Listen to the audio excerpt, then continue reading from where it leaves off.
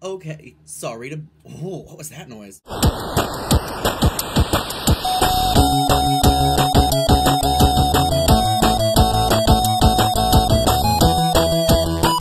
Hello, I am the Turtle King.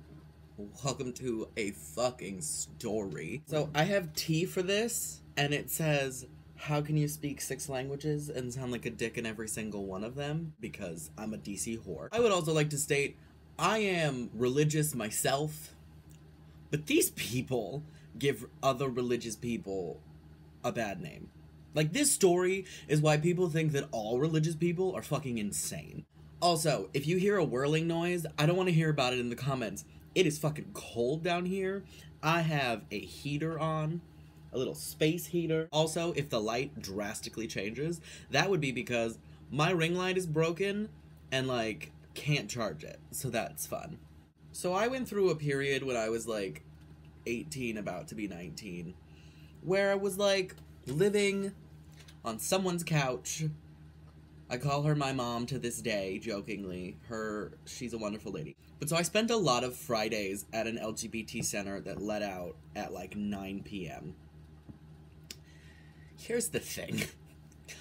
Apparently on Fridays, a group of people who are not part of the same church all get together and hand out cookies in bags that have pocket Bibles that I think I still have somewhere. I don't know. It's like a little red thing. It's literally this big because it fits in a sandwich bag.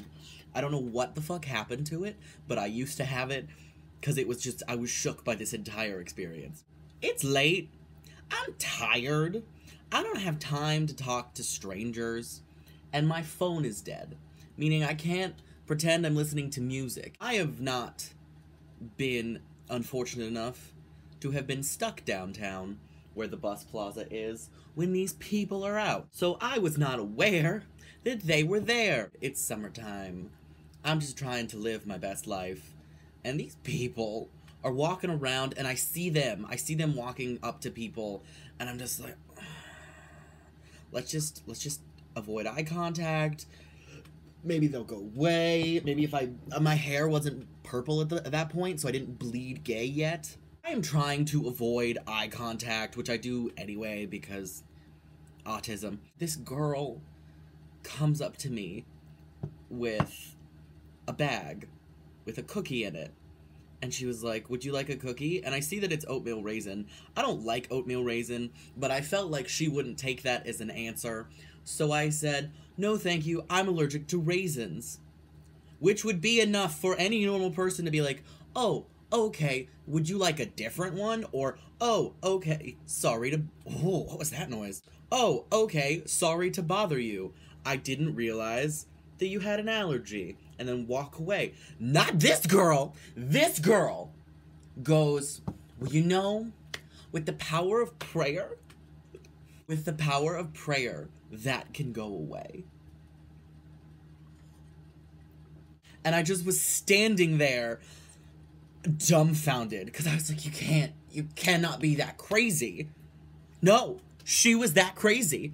And then I get into a conversation, I get pulled in. I think she did this crazy shit on purpose just to pull me into a conversation with her, and it worked because I'm an idiot. We start going back and forth, and I'm like, that's not how allergies work. Like, that's literally what I said. I was like, that's not how that works. That's not how it works. That's not how any of this works.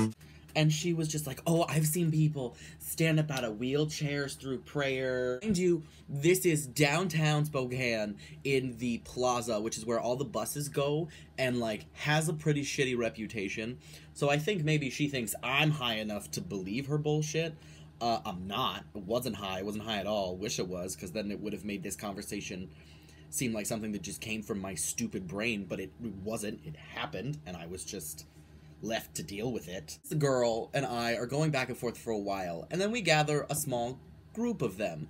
So, like, another girl comes up, and then another one, so it's 2 of them. By the way, not all of them were women. It's just for some reason the women gravitated towards this other girl to, like, back her ass up.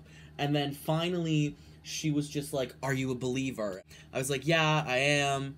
I don't know why she asked. At the time, I had bracelets that had crosses on them, and I had a saint and a cross because people at the LGBT center that I went to complained about it.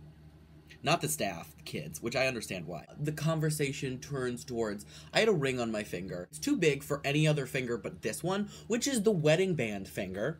So she asks me about my wife. And I, because I'm an asshole, decide I'm gonna fuck with you because you're crazy. And I was like, well, my husband's name is... And the mood drop was instant.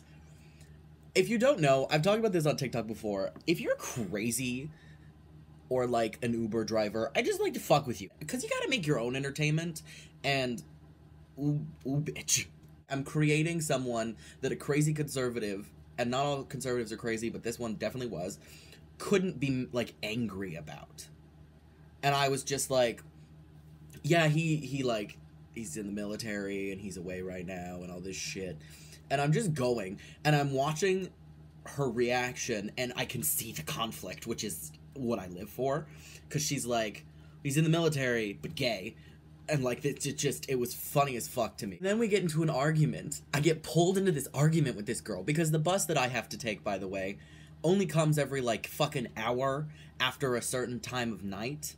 Her husband shows up out of nowhere with their kid, and he starts getting into it with me, and we're having this back and forth. At some point, we had accumulated a group of them, like, most of them. I don't know why. I don't know when it happened. I just remember realizing that, like, oh, all of you are here now, which was like, I'm outnumbered and queer and uncomfortable. I was just like, this is going nowhere. Y'all motherfuckers crazy. I didn't say that, I thought it. But I tried to exit the conversation. I was like, well, I have to go get on my bus. And they're like, can we pray for you? And I thought she meant her and her husband. No, she didn't. She meant all of them. I mean that word. All of them. There were maybe 8 of them. And they formed a circle around me and started to, like, they put their hands on my shoulders and on each other and started to pray for me. And the whole time, like, I'm just like, this is not real. This can't be real. And I look up at some of the passersby and they're staring at me like, dude, do you want some help? And I'm just like, but no one is helping me. This is my life. This is what I get for talking to strangers who are clearly insane. It gets worse. So along the lines of what her husband said, because he's clearly the ringleader of this operation, which is like, we hope to cure him of it. Because I didn't tell him I was trans. I felt like that would have been worse. I wasn't up for getting misgendered. And most people think I'm gay anyway, so I don't really give a shit. Lead him to your truth, not the truth of the world. Lead him to live in the world, but not of the world. And I was just like, okay, guys. And then it got worse, and they were just like, you know, this homosexual demon that you have planted in his path. And I was like, I got offended on behalf of my imaginary husband. Because they started to, like, attack him. And I was like, 1, he doesn't exist. But 2, I was like, if I was actually gay and married to a soldier, I would be so mad at you right now. I'm mad on behalf of an imaginary scenario I invented to fuck with you. Finally, they were done. And they gave me a Bible with only the New Testament in it. And they're like, here you go.